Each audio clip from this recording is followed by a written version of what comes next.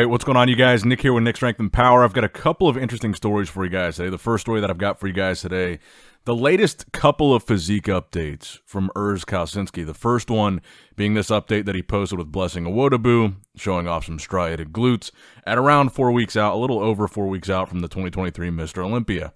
So the big thing that stands out to me about Urs in this update and the other updates that I'll show you guys in a minute is he looks significantly bigger to me at the 4 week out mark this year than he did last year. So we'll put up a side-by-side.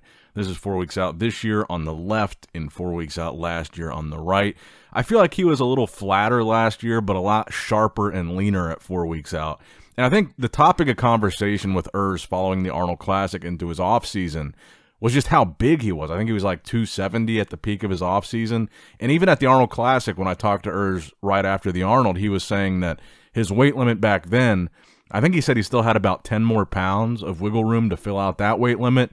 And now you've got the weight increase, which also will benefit Urs. We've talked about this weight increase with Breon, with Terrence. It's going to affect the shorter guys. Urs isn't really one of the shorter guys. He's around 6 foot tall, but he's still going to get an additional couple pounds maybe.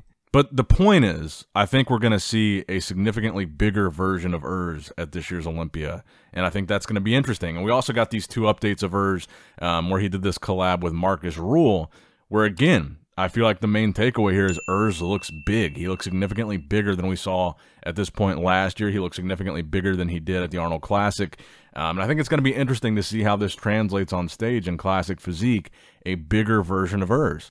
Because last year at the Olympia, I think Urs was by far one of, if not the most conditioned guy in Classic Physique.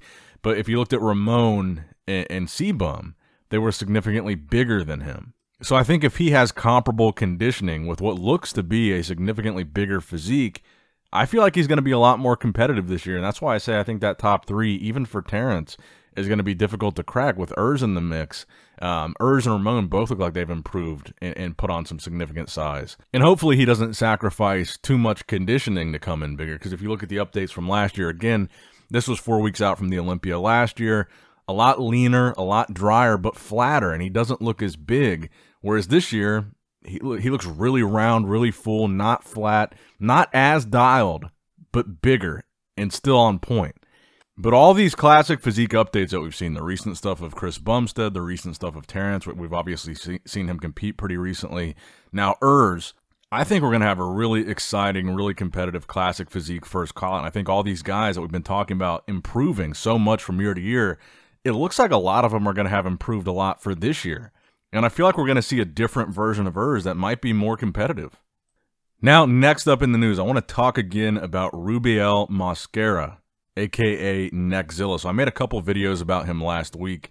We've been talking about him a lot recently. Now he did a collab with Larry Wheels.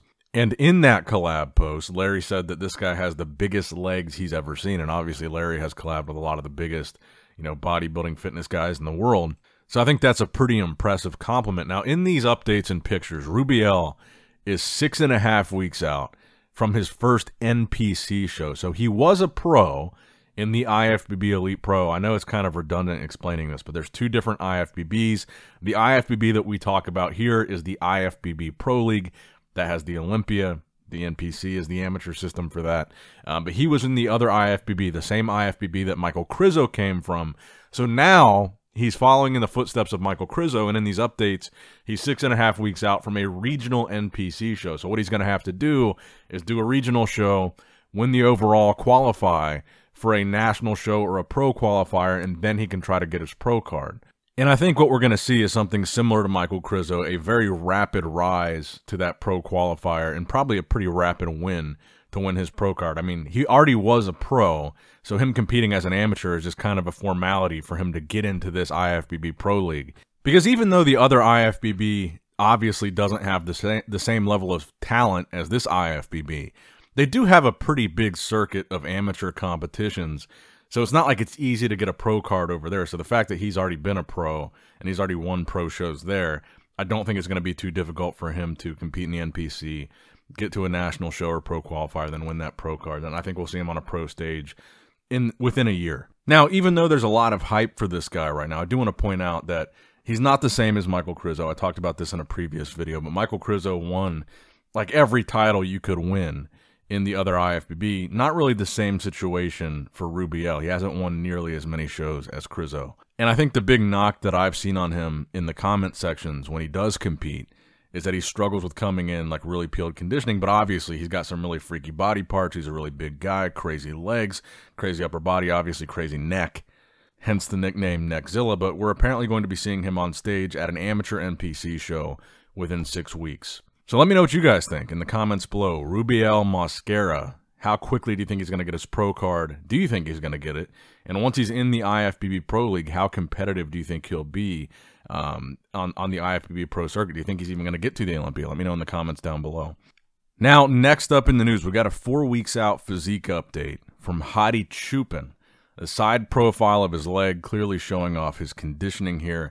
A lot of people I've noticed think that Hadi was talking about Samson, when in the previous post that Hadi was posting, he was constantly referencing other competitors photoshopping their pictures, and I really didn't know or couldn't really figure out who he was talking about. A lot of people think it was Samson, and I think a lot of people are reading into the fact that Hadi posted this. And I wanted to say I've also seen Milos post updates of Samson, like kind of jokingly in the caption saying there's no photoshopping this one, so maybe acknowledging that Hadi was talking about Samson. But the fact that this came just after Samson's big update of his leg, that everybody was talking about how crazy his leg looked from the side profile, and this is the 1 day later physique update of Hadi Choopan that comes out. A lot of people think that was a shot or a response maybe to Samson Dauda's update. And it is interesting if you put them side by side, because Hadi does have crazy wheels. He's got really good legs. And you put him side by side with Samson, at least in this update, and it's not even close. I mean, Samson's leg looks ridiculous. So the question is, does anybody think it's photoshopped? Let me know in the comments down below. I couldn't really clearly see anything that suggested Photoshop as far as like bent lines in the background or anything like that. But it is interesting that when you put his leg next to Mr. Olympia Hadi Choopan's leg, that it's like a blowout, not even close. Looks like he's in a whole different league. Personally, I don't really think that Samson is photoshopping his pictures. He just doesn't strike me as the kind of guy that would need to do that. And then we also get updates of Samson from Milos, and Milos doesn't strike me as the type of guy that would Photoshop check-ins from Samson either. But I guess we will see on the Olympia stage how his leg looks next to Hadi Choopan compared to these updates, because in these updates at least, it's pretty crazy contrast between the two. Now, since this seems to be kind of a classic physique-themed episode, I want to talk about Logan Franklin. He's making his return, trying to get back to the Olympia tomorrow at the Legion Sports Festival. He looks fantastic. I can't wait to see Logan back on stage. It's really unfortunate that he wasn't able to compete at the Olympia last year. He was one of the front runners, I think, leading into that show. Looks really conditioned here, really vascular. I'm excited to see him back on stage, and I hope that he can qualify for the Olympia, but this is really the last opportunity, and unfortunately, Terrence Ruffin is in this lineup, so it's going to make it very difficult for him to earn a qualification, but it would be pretty impressive if he did obviously beat Terrence. That would be huge for him, but I think Terrence being in this lineup makes it pretty difficult for anybody else to win. But I'm optimistic. I think Logan's going to look really good here, and I'm excited to see him compete. So that's going to wrap it up for the video today, guys. Just a short one today. I'll see you guys tomorrow for the Legion Sports Festival. And then on Sunday, we've got that Olympus show. And we got to talk about Good Vito, too, because he hasn't been on either of these competitor lists. So I don't think we're going to see Good Vito make it to the Olympia this year, just based on the fact that it doesn't look like he's doing either of these last two qualifying opportunities. But maybe. I guess we'll find out this weekend if he's a last-minute entry at either show. The other one is in Italy, that Olympus show. So maybe. I don't know. But let me know what you guys think in the comment section below about all these stories. Like, comment, subscribe, click that bell notification icon. And as always, I love you guys. Appreciate you guys. Nick Strength and Power signing out. All right, guys, don't forget to click that like button and subscribe to this channel if you enjoy the content. Also, check out my Instagram at NickStrengthPower. My Facebook page, which is simply Nick Strength and Power. My secondary YouTube channel, Nick Strength and Vlogs, for vlogs and bonus content that you will not see on this channel. And consider subscribing to my third YouTube channel, Nick Strength and Pokemon, which is all things Pokemon and trading card games, completely unrelated to this channel. So if you're into that, give that one a look. And all links to merchandise and social media will be in the description box below. If you guys want a Nick Strength and Power t-shirt, that will be in the Shopify link below. Have a great day.